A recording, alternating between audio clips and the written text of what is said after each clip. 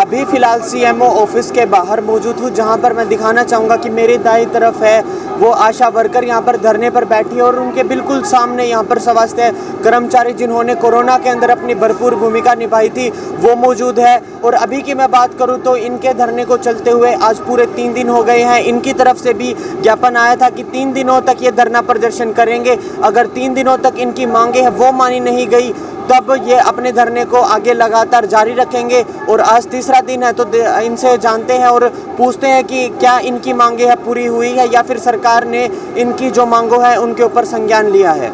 सबसे पहले तो मैं आपका धन्यवाद करता हूं कि आप हमारे और सरकार के बीच में बहुत ही अच्छी मीडिएटर की भूमिका निभा रहे हो, क्योंकि सरकार के तक बात पहुंचाने के लिए आपका माध्यम बहुत ही बढ़िया होता है। दूसरी बात, हम स्वास्थ्य कर्मचारी स्वास्थ्य विभाग में कार्यरत नेशनल हेल्थ मिशन के कर्मचारी हैं, जो छोटी से लेकर बड़ी से बड़ी स्वास्थ्य सेवाएं जनता तक पहुंचाते हैं। 20-20, 22-22 साल से हम कर्मचारी कार्यरत हैं।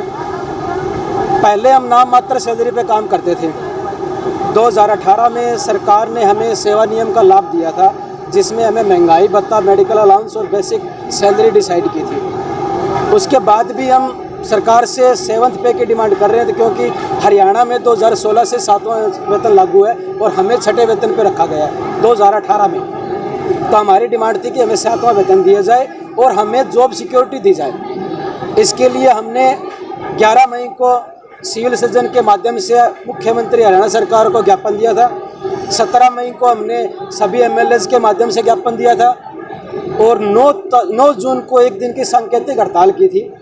और हमने सरकार से अपील की थी कि इस एक दिन के हड़ताल पर सरकार सकारात्मक कार्रवाई करे ताकि जनता को परेशानी ना हो। लेकिन कुछ एक अधिकारी इसके उलट हमारे पर कार्रवाई कर रहे हैं। पिछले हफ्ते फाइनेंस डिपार्टमेंट से एक लेटर आता है माननीय मिशन निदेशक महोदय नेशनल हेल्थ मिशन को कि NHM के कर्मचारियों को एक ग्रेड पे महंगाई भत्ता और मेडिकल अलाउंस को ख़त्म करके इनकी सैलरी फिक्स की जाए। यानी जिस यथास्थिति में हम पहले थे वही यथास्थिति वापस लेके आए, जिसके लिए हमने 24 जून को अचानक से ज्ञापन के माध्यम से सरकार को चेताया कि हम 27 जून से हड़ताल करेंगे।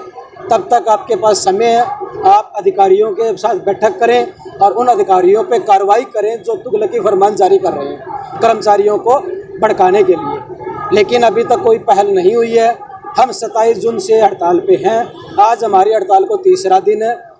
अब मैं अगर जी सर, 20-20, 22-22 सालों से हम कॉन्ट्रैक्ट बेस पे हैं। हर साल हमारे मानसिक प्रताड़ना का वहन करना पड़ता है। अधिकारी हमें मजबूर करते हैं कि हम उनके गुलाम बन के रहें। अगर हम उनके गुलाम नहीं बनेंगे, उनका कहना नहीं मानेंगे, तो हमें धमकी दिया करते हैं कि 1 अप्रैल को आपका कॉन्ट्रैक्ट मेरे से साइन होना है। वो उस चीज़ की खुंदस वहाँ निकालते हैं। इसलिए हमें दब के रहना पड़ता है। जितने भी काम सरकार नई पॉलिसीज लाती हैं उसको इम्प्लीमेंट करना NHM का काम है। हमारे एक सूचना सहायक की पोस्ट होती है जो रिपोर्टिंग का काम करता है। जब उसकी ज्वाइनिंग हुई थी तब उसके पास 7 पोर्टल थे। अगर मैं आज की बात करूं तो आज उसके पास 40 से 50 पोर्टल है। सर, ऐसा लग रहा है NHM के जो कॉन्ट्रैक्ट बेस कर्मचारी है वो कर्मचारी कॉन्ट्रैक्ट बेस ही रह जाएंगे, पक्के की कोई उम्मीद नहीं। इस सरकार से हमें उम्मीद नहीं है, लेकिन फिर भी हम अपील करते हैं सरकार से कि सद्बुद्धि पैदा करे और जो कर्मचारी असल में देश हित में काम कर रहे हैं। हमारे काम को जनता ने देखा है कोविड में। कोविड एक ऐसी बीमारी थी जिसमें घर के लोग भी एक दूसरे से दूरी बना रहे थे। हम अपने परिवार को छोड़कर दिन रात मेहनत कर उस बीमारी से टक्कर ली थी और उसको हराया है। आज हम एक खुशहाल ज़िंदगी जी रहे हैं कोविड को ख़त्म करके। लेकिन सरकार फिर भी हमें मजबूर कर रही है कि आप लोग इस दरी पर बैठें और रोष प्रदर्शन करें और जनता को परेशान करें। मेरी जनता से भी अपील आपके माध्यम से कि वो भी सोच विचार करें, क्योंकि सरकार को जनता ने चुना है। अगर जनता उनके मूलभूत अधिकारों पर कुठाराघात करेगी, कर्मचारियों को परेशान कर हड़ताल वगैरह करेगी, तो दिक्कत जनता को है। तो जनता को भी मंत्रियों से सरकार से सवाल करना चाहिए कि स्वास्थ्य विभाग उनकी मूलभूत ज़रूरत है, कर्मचारियों की मांगों पर ध्यान दे और उनकी स्वास्थ्य सेवाएं दुरुस्त रूप से चलाई जाए। चलिए आगे मैम लाइन से बात करते हैं। मैडम एक बार इंट्रोडक्शन दे दीजिए। नमस्कार, TVHB बलकेश। हम टीवी का कार्य करते हैं क्योंकि टीवी के पेशेंट को अगर एक दिन दवाई ना मिले तो पेशेंट सफ़र करता है। हम नहीं चाहते कि एक दिन भी पेशेंट सफ़र करे। ये सरकार ने हमारे को मजबूर किया है परेशान करने के लिए। हम टीकाकरण भी करते हैं, वो वैक्सीन भी लगवाते हैं। हम कोविड में खुद भी पॉजिटिव हुए हैं। कोविड पॉजिटिव होने के बाद भी फिर भी हमने काम किया पोर्टल पे। आज पोर्टल पे ये काम करना है, आज ये काम करना है। जो हमारे को बाइलाज दिए गए थे वो वापस ले रहे हैं। हम चाह रहे थे, सीधी बात करते हैं, हमारा शोषण किया जा रहा है, खतरों से निकालते हैं, खतरों से निकालते हैं। आप ही खतरों में। हम खुद खतरे में हैं क्योंकि या तो बाइलाज हमारे को देने नहीं थे, उस टाइम हमारे को दे दिए। अब कोई भी चीज़ देते सरकार वापस ले लेती है। ये सरकार सबसे गलत है। मैं तो चाहती हूँ आप आया उसमें क्लियर कर दिया गया है कि बिल्कुल। आप कॉन्ट्रैक्ट नहीं रहेंगे, पक्के नहीं रहेंगे। नहीं रहेंगे, पक्के नहीं करेंगे। उन्होंने बोल दिया कॉन्ट्रैक्ट पे ही रहोगे।